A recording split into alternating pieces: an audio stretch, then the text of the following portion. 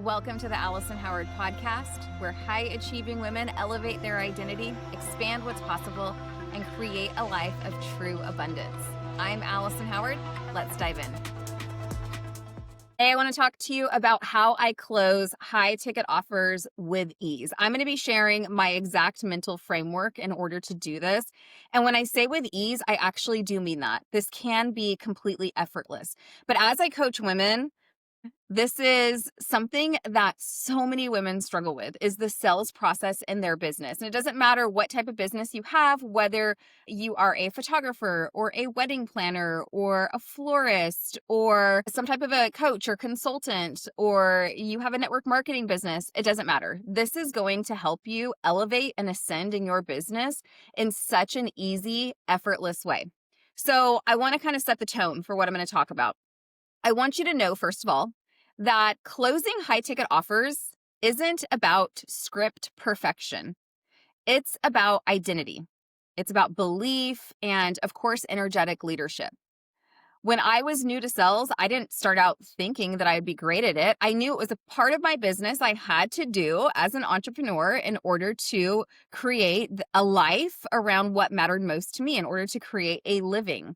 But what my story reveals, and I'm sure what your story reveals as well, is that you've been influencing and leading and casting vision probably since you were young, especially if you're an entrepreneur. It's no accident that you're here. And what I discovered along the way throughout my own story is that my natural strengths, so leadership and certainty and holding space, and of course, belief transfer, are exactly what high ticket sales require. So I want you to stay until the end, because I am sharing my mental framework and how I tap into this framework every single time I am preparing to close a premium client. Now, I close high ticket offers effortlessly because of these 6 core principles that I just embody and embrace, and I think they're really going to help you. So number 1, sales equals belief transfer. At the end of the day, that's what it is. You are transferring a belief about what you have in your hands. So your service, your product, whatever your offer is, you are transferring the belief to the prospect that it is going to be the solution to their problems. So in high ticket sales, we are not convincing people. Nobody wants to be convinced of anything, right? Instead, we're transferring a belief that this is the solution. You help the prospect borrow your certainty until they have enough of their own. I've consistently had a very high close rate in business because I wasn't selling features. I wasn't selling the features of my offer. Instead, what I was selling was who that person would become if they said yes to my offer. I was selling transformation, right? So belief transfer works because as a coach myself, I've embodied the transformation that I'm guiding others through. So here's what I want you to take away from that. People don't buy offers. They buy your conviction that they can change. Ultimately, what they're buying, like I said, is transformation. All right, number 2, you must be a match for your price point. I really want you to hear me on this one, okay? Someone charging 10K or 15K needs a 10K or 15K or whatever that number is, needs the identity and the energy of the person who charges that. So you're not going to be an energetic match to receive 10K or 15K if you don't believe you're worthy of it. Undercutting is something I see all the time because of belief, because I will have somebody come to me and they say, I do this. I really want to start charging high ticket, but I'm charging like $200 for my offer, whatever it is. And I immediately know they're not an energetic match for what they're wanting to charge. And so we have to work on the mindset. One of the best ways to do this is to invest in a coach. I have done this so many times throughout my nearly 20 years in business. I have always had a coach. And what happens when you invest in a coach is you collapse time. So what I do is I help somebody go from their current reality to their desired outcome. It elevates your self-concept. And you have to practice, if you will, wealthy decision-making every day. So the way that I do this is I think, okay, who would I be? What decisions would I make if I was operating from the furthest, most successful point that I can see myself in business? And that's what I want you to do. Elevating your self-concept means, who would you be if you were where you wanted to be? What decisions would you make? Would you invest in that coach? Would you say yes to that opportunity? This leads to increased confidence, increased clarity, increased leadership, and emotional neutrality.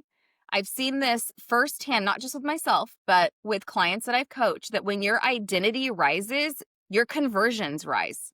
So here's your takeaway. If you want people to invest big in you, you must operate like the version of you who already receives it, who's already having people invest big in you.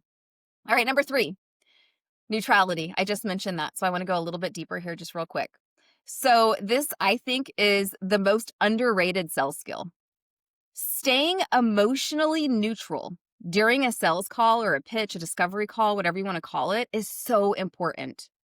You do not want to be desperate. You do not want to be attached. You do not want to be overeager. Those are things that repel people. Something that I say all the time to entrepreneurs who I'm coaching who are struggling with these concepts is marry the process and divorce the outcome. Do not be attached to the outcome. Because the leadership energy says, I'm here to help you change your life, but I don't chase or force. I don't come uninvited. You invited me here into your space. And so what happens is when you're not chasing, when you're not forcing, when you know that they need you more than you need them, you're able to stay grounded and clients feel safe. And safety equals conversions. So here's your takeaway. People buy when they feel emotionally safe. Just think about the things that you have bought in your life.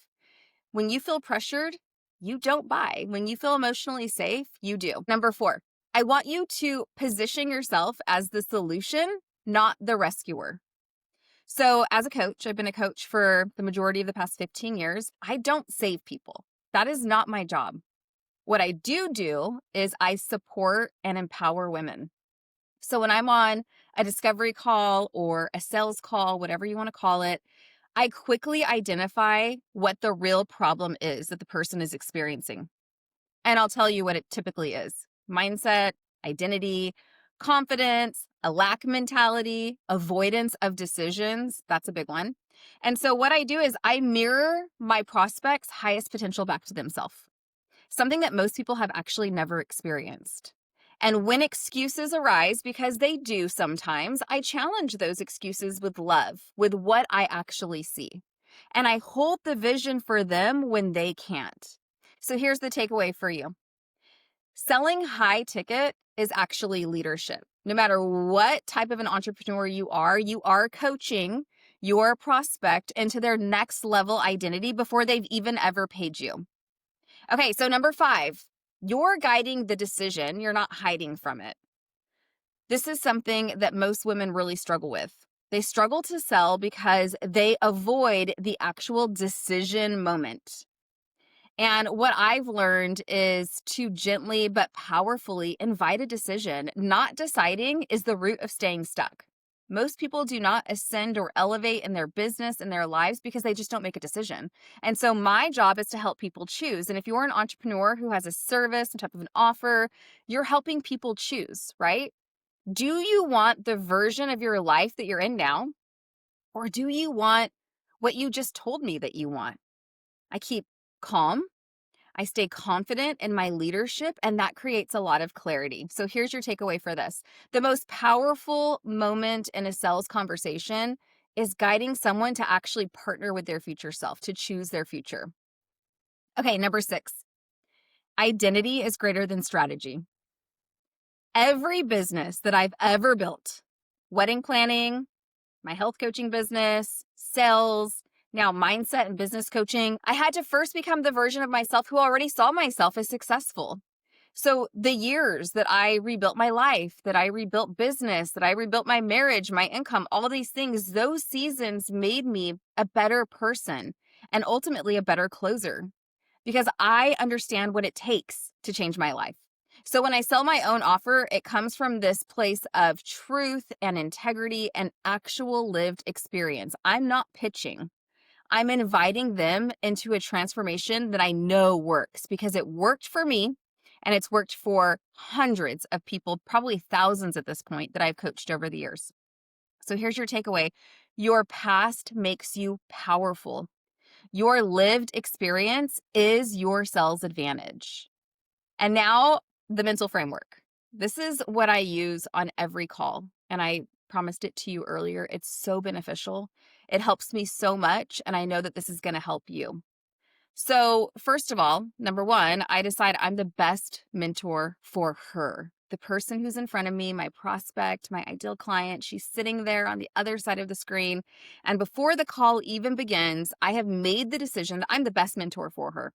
I ground myself in that certainty. And the second thing that I do once I'm all on the call is I listen for the identity gap. What is it that she wants versus who is it that she's currently being? There's going to be a gap there.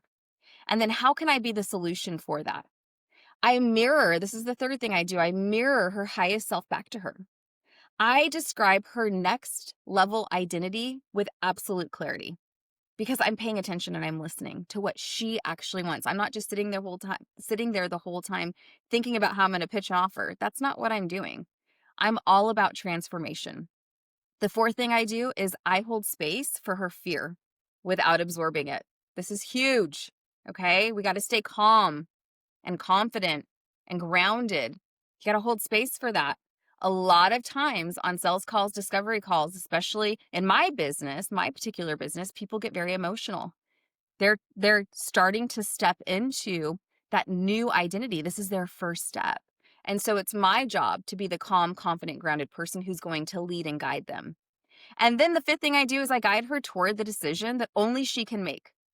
I can't want this more for her than she wants it for herself. Remember, leadership, not pressure. Here's the truth. Your internal state determines your external results. So when you master your own mindset, high ticket sales become natural. You're going to be able to create the business of your dreams where you are doing less actually, because it's going to be less of that mechanical, masculine, achieving, gritty work. And it's going to be more of that spiritual, feminine, receiving type of work, which is so beautiful. And it's all based on your internal state. Your internal state is actually creating your external results. So you have to master your mindset if you're going to elevate in your business. So here's a few final thoughts. I really want to close with these three truths, if you will. The first one is that high ticket sales are actually spiritual before they're strategic. Strategy is very important. I am all about business building activities. I can tell you what to do. I can tell you the how. But if you're not who you need to be, the how isn't going to work.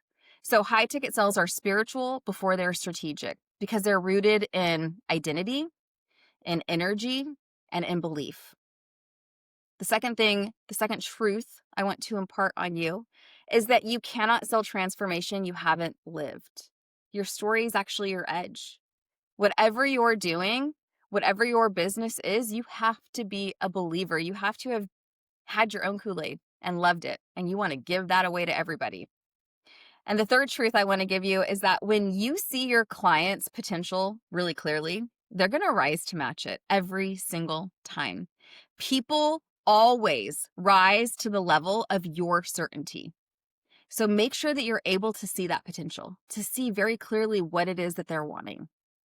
Okay, if you're ready to step into the identity of the woman who sells and leads and receives with ease, then go ahead and leave me a comment if you're watching this on YouTube. If you're on Instagram and we are connected, shoot me a DM. Put activate. I'll know exactly what you mean. And I'm going to send you details about my 12-week coaching experience. It's called the Abundance Activation, where I'm teaching people how to ascend and elevate in their businesses. And if you found this helpful, make sure to like, follow, subscribe, rate, do all the things. Share this with a friend. So important. And it just lets me know that you found value in what it is that I'm sharing with you today. Now, last thing, okay? This is very important. Go be the woman that your future is waiting on. Be blessed, friends. Until next time.